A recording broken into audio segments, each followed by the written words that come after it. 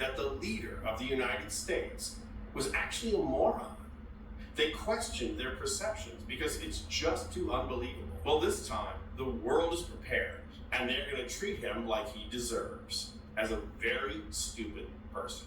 None more than Canadian Member of Parliament Elizabeth May. Watch her school Donald Trump and then politically threaten him after he made suggestions of celebrities who should take over the Canadian government. First, watch her humiliate Trump. So no, sorry. And I really also take offense, sorry, Mr. Trump, took offense to your idea that Pierre Poilievre wasn't good enough to lead the Conservatives. Wayne Gretzky, I mean, he's great. He is the great one. He skates to where the puck is going. It's not going to MAGA.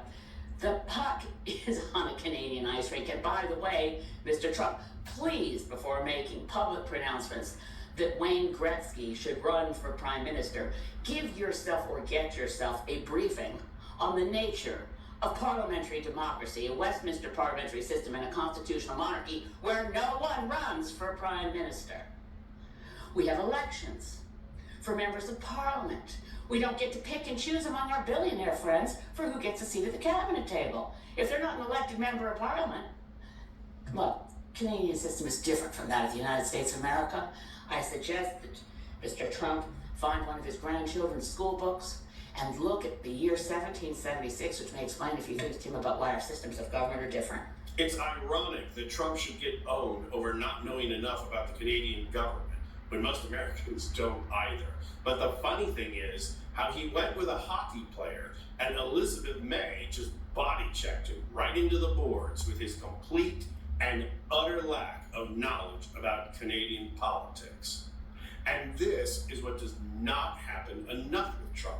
People with stature telling him he doesn't know what he's talking about. And the best part is, May was just warming up. Watch her go for the kill over Trump shooting his mouth off about Canada becoming the 51st state. I don't want to belittle Mr. Trump, but on the other hand, hey, Donald, have we got a deal for you? You think we want to be the 51st state? Yeah, but maybe California would like to be the 11th province. How about it? California? Oregon? Washington? You've got geography coming to us. And not only that, we've already got a carbon trading system between California and Quebec. We've got some strong alliances on our west coast from British Columbia. There's been a lot of academic papers on the idea of Cascadia. So California, Governor Newsom, and Washington State, Jay Inslee, and newly elected Governor of Oregon, Tina Kotek. How about it? Want to put a referendum to your citizens? Because this is what you deal with. We got a deal for you. This is what you get. Free healthcare. Universal free healthcare. No more one-year-olds who suddenly fall off the Medicaid list and their parents are in the news because they're trying to do a GoFundMe so they can get their daughter to a doctor. Universal free healthcare. And guess what? Those gun laws that your Congress is too afraid to pass because of the national gun lobby, we already got our strict gun laws. That's why we have the safest streets around the world, or at least in the United States, by the way, the most recent stats, 5.9 out of every 100,000 people is killed in a fatal gun incident versus 0.88 per 100,000 in Canada. That's because we have strict gun laws. California citizens, Oregon, Washington, safer streets. Here we already have good gun laws, and women have a right to an abortion under our universal health care system. But, we don't have to stop there. Donald, think about it. You could get rid of all these states that always vote Democrat. You know what else will take Bernie Sanders off your hands? Proud new Canadian citizen of the great province of Vermont. Vermont, New Hampshire, Maine, we'd love to see you.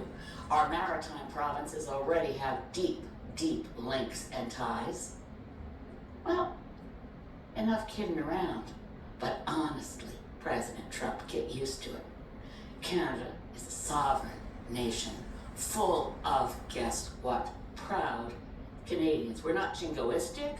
We don't boast a lot. That's one of the things we kind of have in common with Jimmy Carter. We're not a big nation for braggarts and bullies. We actually like to think we're of service in the world. We could do better, can always do better.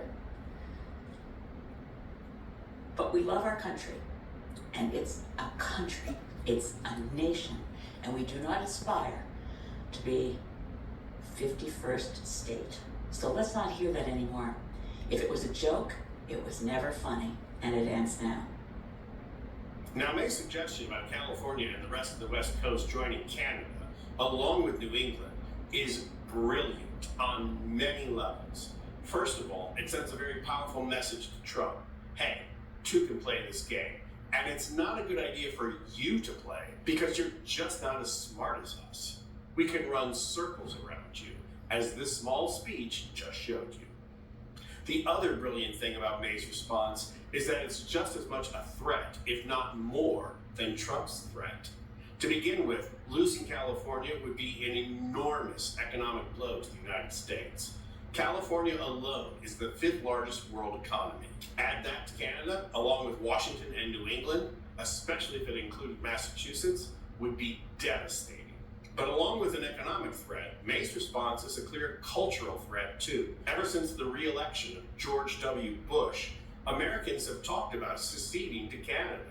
It's an idea that has been out there, and May just feeds the desire to do it by talking about the two things progressive states want most: universal health care and strict gun control laws, not to mention abortion rights and a political structure that limits the influence of billionaires.